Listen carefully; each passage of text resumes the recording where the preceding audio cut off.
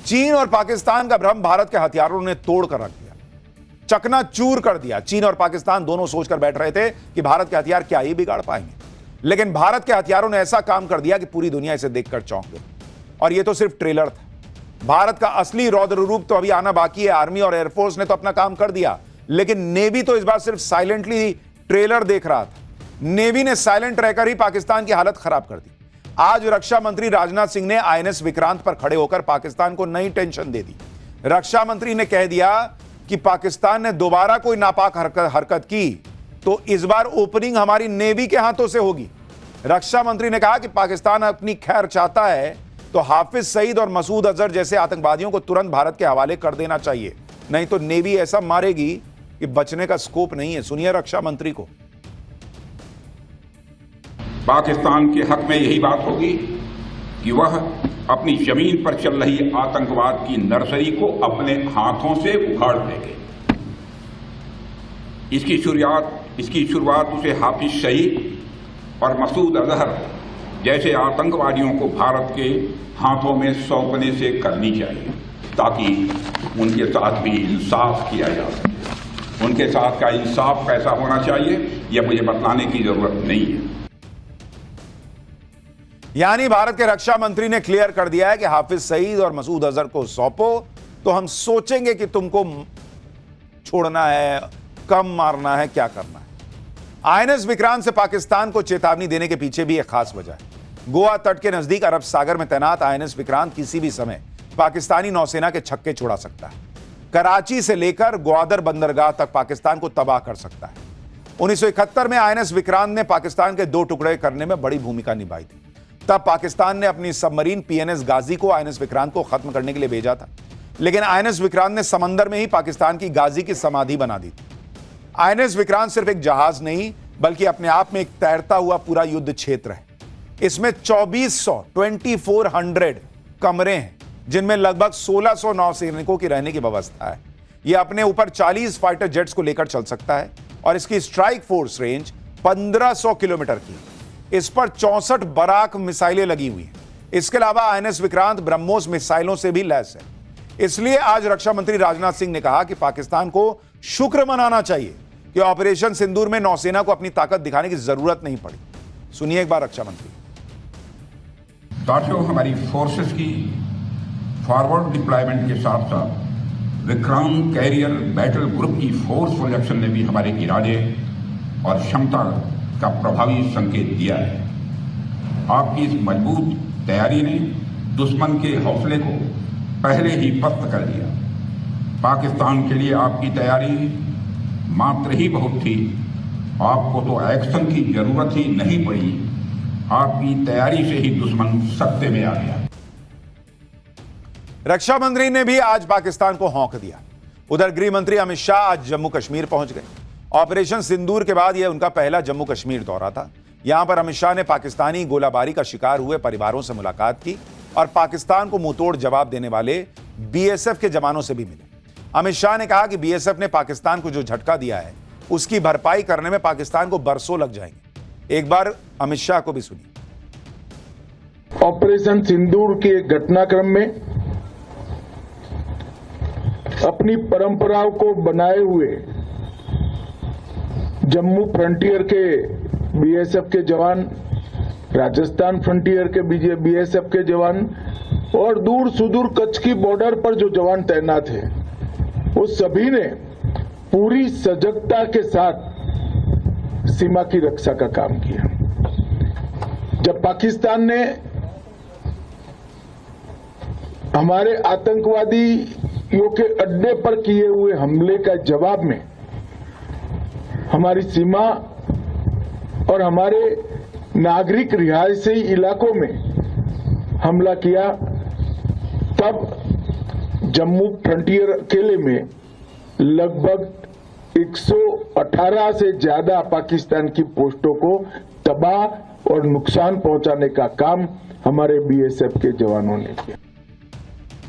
Operation सिंदूर और उसके बाद पाकिस्तान की बमफाड़ धुलाई से पहलगाम के उन परिवारों को न्याय मिला है जिन परिवारों ने पाकिस्तान के फैलाए आतंक में अपनों को खोया। नरेंद्र मोदी ने आतंकियों को मिट्टी में मिलाकर इसका बदला लिया। आज पीएम मोदी पहलगाम हमले में शहीद जवान शुभम द्विवेदी के परिवार से कानपुर में मिले।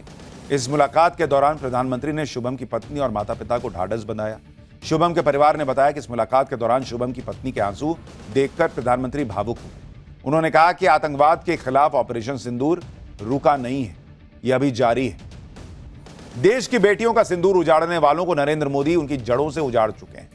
ऑपरेशन सिंदूर ने नरेंद्र मोदी ने वो करके दिखा दिया जो आतंक के खिलाफ पहले कोई ना कर सका। पाठशाला में अब अगली क्लास, अवैध बांग्लादेशी और रोहिंग्या पर ऐसा ताबड़तोड़ एक्शन जो पहले कभी नहीं हुआ।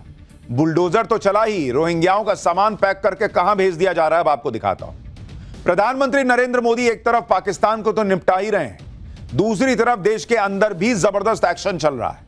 देश के अंदर जो दुश्मन छुपे हैं, जो लोग देश को खोखला कर रहे हैं, उनकी सफाई के लिए जबरदस्त तरीके से ऑपरेशन क्लीन चल रहा है। आप देखिए कि एक के बाद एक जासूस पकड़े जा रहे हैं, कोई दिल्ली से, कोई राजस्थान से, कोई यूपी से, हर जगह पर चुन चुनकर पाकिस्तानी जासूसों पर स्ट्राइक हो रही है।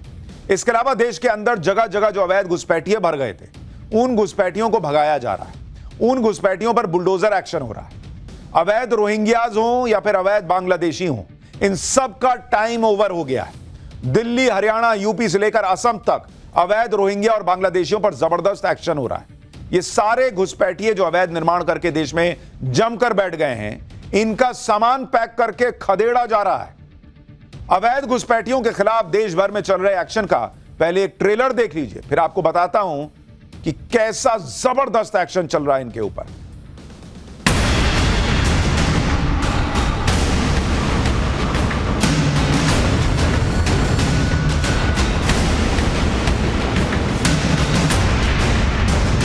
बहुत सालों से रह रहे, हमारे ससुर यहाँ खत्म हो गए, हमारे पिताजी यहीं मर गए, हमारे दादा भी मर गए यहीं, और हम भी 40-42 साल की उम्र हो गई।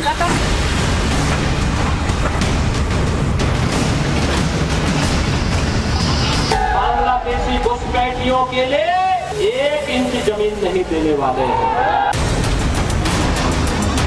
Will give arm license to the eligible persons who are residing in remote area, vulnerable area and border area.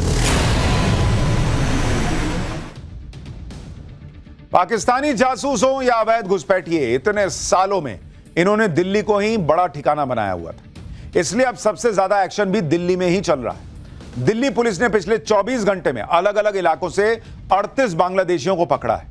ये सभी बांग्लादेशी कूच बिहार के रास्ते दिल्ली पहुंचे थे। दिल्ली से पहले ये सभी अवैध घुसपैठिए हरियाणा के नूह में रहकर काम कर रहे थे। इसके बाद दिहाड़ी मजदूरी करने के लिए नूह से दिल्ली में आकर रहने लगे। पकड़े गए 38 बांग्लादेशी में महिलाएं और बच्चे भी शामिल हैं। इन अवैध घुसपैठियों को बांग्लादेश डिपोर्ट करने की भी तैयारी की जा रही है। मतलब सिर्फ पकड़ा नहीं गया है, निकलो यहां से और जाओ बांग्लादेश में रहो। अवैध बांग्लादेशियों के खिलाफ कितना तगड़ा एक्शन हो रहा है उसकी तस्वीरें आपको दिखाता हूं। गाजियाबाद में सुरक्षा एजेंसीज ने अवैध बांग्लादेशियों के खिलाफ मुहिम छेड़ रखी और अब तो इन लोगों को सीधे बांग्लादेश डिपोर्ट किया जा रहा है। गाजियाबाद में कुल 150 अवैध बांग्लादेशियों को डिपोर्ट किया जा रहा है। इन सभी को इंडियन एयरफोर्स के विशेष विमान से भेजा जाएगा। दिल्ली एनसीआर अवैध रोहिंग्या और अवैध बांग्लादेशियों का सबसे बड़ा अड्डा बना हुआ था। ऐसे सिंडिकेट चल रहे थे जो अवैध रोहिंग्या और बांग्लादेशियों को यहां लाकर बसाते थे। पिछले 6 महीनों में दिल्ली पुलिस ने कई ऐसे सिंडिकेट्स का भंडाफोड़ किया है जो बांग्लादेशियों को अवैध तरीके से देश में घुसाने से लेकर उन्हें राजधानी तक पहुंचाने और उनके फर्जी दस्तावेज बनाने में मदद करते थे। यही नहीं, जांच में यह भी पता चला है कि यह सिंडिकेट इन अवैध बांग्लादेशियों को नौकरी दिलाने तक में मदद करता था। दिल्ली पुलिस के आंकड़ों के मुताबिक पिछले 6 महीनों में दिल्ली से 800 से ज्यादा अवैध बांग्लादेशियों को बांग्लादेश डिपोर्ट किया जा चुका है, जबकि 500 से ज्यादा अवैध बांग्लादेशियों की पहचान करके उन्हें डिपोर्ट करने की प्रक्रिया शुरू हो चुकी है। पुलिस को जांच में यह भी पता चला है कि फर्जी दस्तावेजों की मदद से ये अवैध बांग्लादेशी दिल्ली में अलग अलग जगहों पर नौकरी तक कर रहे थे। यही नहीं, इन अवैध बांग्लादेशियों के बच्चे ईडब्ल्यूएस कोटे में बड़े और नामी स्कूल में पढ़ाई तक कर रहे थे। भाई, दिल्ली पुलिस ने राजधानी के अलग अलग इलाकों में छापेमारी कर अवैध बांग्लादेशियों की लिस्ट तैयार की। दिल्ली में अवैध बांग्लादेशियों पर हो रहे एक्शन पर दिल्ली पुलिस को सुनिए। इनमें जिन लोगों के पास कुछ के कागज मिले हैं उनमें आधार कार्ड मोस्टली मिले हैं और वहाँ के बांग्लादेश के भी इनके पास डॉक्यूमेंट मिले हैं, चाहे वो व्हाट्सएप पे, फ़ोन में या कहीं भी उनको डॉक्यूमेंट वहाँ के मिले जिससे हमने उनको उस वहाँ से जोड़ा है और उनकी FRRO की मदद से डिपोर्टेशन की कार्रवाई कर रहे हैं। अवैध बांग्लादेशियों को सिर्फ डिपोर्ट ही नहीं किया जा रहा, बल्कि उनके ठिकानों पर बुलडोजर भी चल रहा है। दिल्ली में अवैध बांग्लादेशियों के ठिकानों पर छापेमारी चल रही है, बुलडोजर एक्शन हो रहा है। ये तस्वीरें दिल्ली के तैमूर नगर इलाके की हैं, जहां कुछ दिनों पहले तैमूर नगर नाले के किनारे बनी 100 से ज्यादा अवैध इमारतों को मिट्टी में मिला दिया गया। यानी ताबड़तोड़ एक्शन चल रहा है। लोग पाकिस्तान में बिजी हैं, यहां अंदर ही अंदर रोहिंग्या और बांग्लादेशियों का सफाया भी हो रहा है। हरियाणा में भी ऐसा ही ऑपरेशन चल रहा है। हरियाणा के पलवल में 47 बांग्लादेशियों ने खुद ही सरेंडर कर दिया। ये लोग पिछले 10 साल से रह रहे थे, ईंट भट्टों पर मजदूरी कर रहे थे। सरेंडर करने वाले बांग्लादेशियों ने जो खुलासे किए हैं वो बेहद चौंकाने वाले हैं। इन लोगों ने भारत बांग्लादेश बॉर्डर पर दलालों के जरिए घुसपैठ की थी। भारतीय सीमा में दाखिल होने के लिए इन्होंने दलालों को 5 से 10 हजार रुपए तक की पेमेंट की थी। पिछले 10 सालों से ये लोग राजस्थान और हरियाणा में ठिकाने बदल बदल कर रह रहे थे। लेकिन जब पहलगाम हमले के बाद सरकार ने अवैध घुसपैठियों के खिलाफ ऑपरेशन क्लीन शुरू किया तो इन लोगों को काम मिलना बंद हो गया। फिर मजबूरी में इन्हें पुलिस के सामने सरेंडर करना पड़ा। सुनिए ये लोग खुद क्या बता रहे हैं। ईंट भट्टे पे ईंट थाप रहे थे। कितने लोग हैं आपके साथ? हमारे साथ तो बहुत लोग था, लेकिन सब लोग गया है, बस हम ही है और हम एक परिवार में है। यहाँ पलवल कैसे पहुँचे हरियाणा के? गाड़ी वो बाबूजी ने निकाल दिया था भट्टे से, फिर अब हम यहाँ आया था काम करने के लिए। तो ये लोग कह रहा था हम बांग्लादेशी हो, तुम यहाँ से चला जाओ। इधर ऐसे आया था, ये फतेहपुर में आया थे। वहाँ पर क्या काम करते हैं? काम ही नहीं मिला था, बरसात हो गया। 12 साल से भारत में कहाँ रहे आप? हम हरियाणा और राजस्थान, बस 2 राज्यों में रहे। यहाँ क्या काम किया? ईंट भट्टा में ईंट फताई।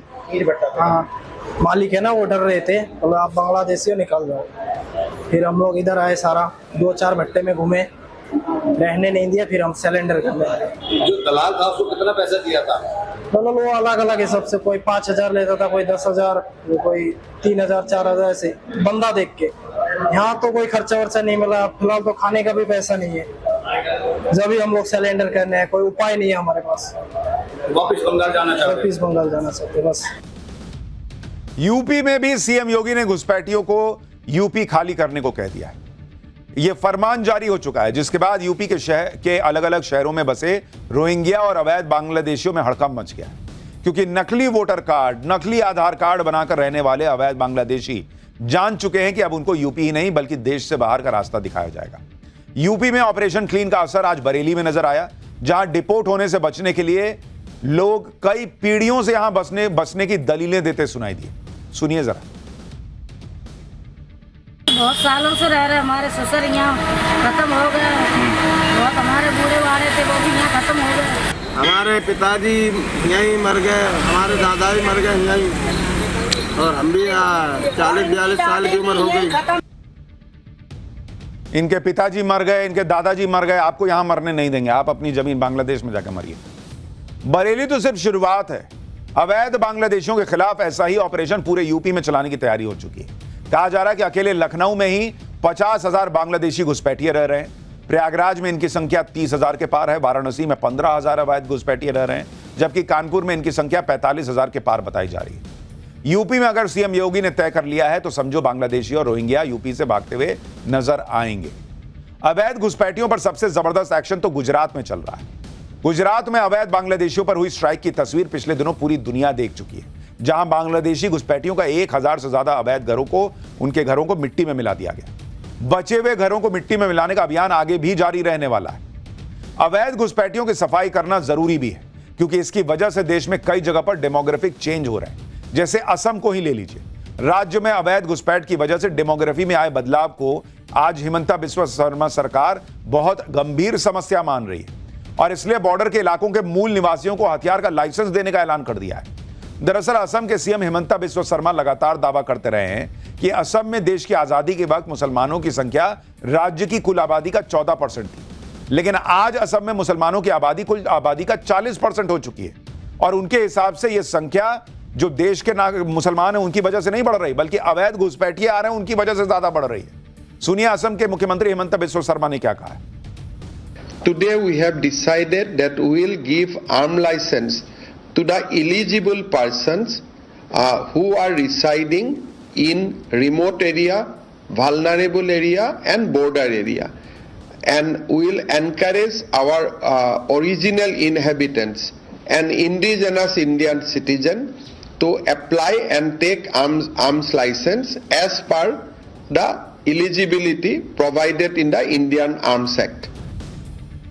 सोचिए बॉर्डर के इलाकों में कितने इस घुसपैठ से कितनी समस्या बढ़ गई है, संकट बढ़ गया है कि असम के मुख्यमंत्री कह रहे हैं कि भाई वहां लोगों को लाइसेंस जो एलिजिबल होंगे उनको हथियार रखने का लाइसेंस देंगे।